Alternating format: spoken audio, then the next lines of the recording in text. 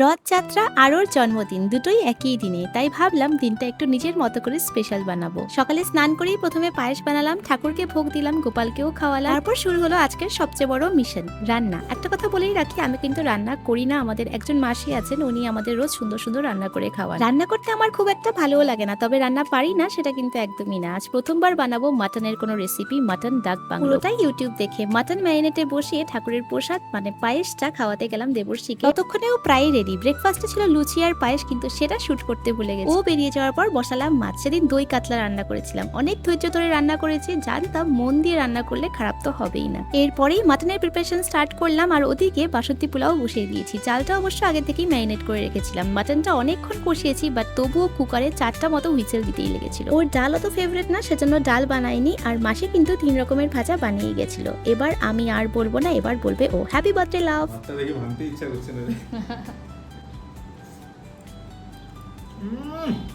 Perfect,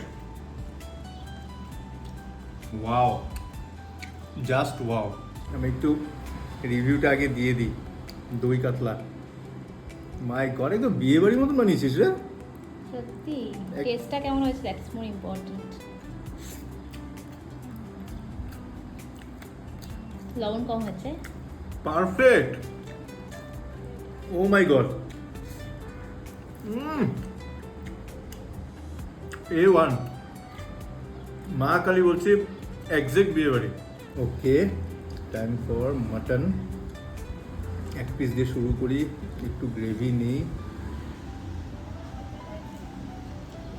gravy নিয়ে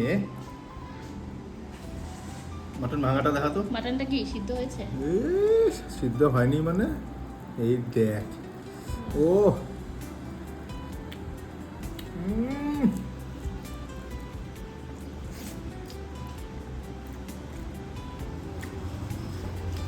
কথা হবে না, আর কথা হবে না।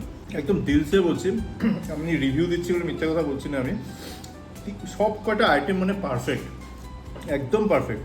মাটনটা তো দুর্দান্ত হয়েছে, দুর্দান্ত। Happy birthday. Thank you so much, you made my day. নেটফ্লিক্সে ইক্কা দেখে দেখে লাঞ্চ করলাম, তারপরে স্প্রাইট খেলাম। সন্ধ্যার সময় বাবারা ওদিকে এত সুন্দর করে সেলিব্রেট করেছিল, সেটা এনজয় করলাম। দেখা হচ্ছে নেক্সট ভিডিওতে, বাই।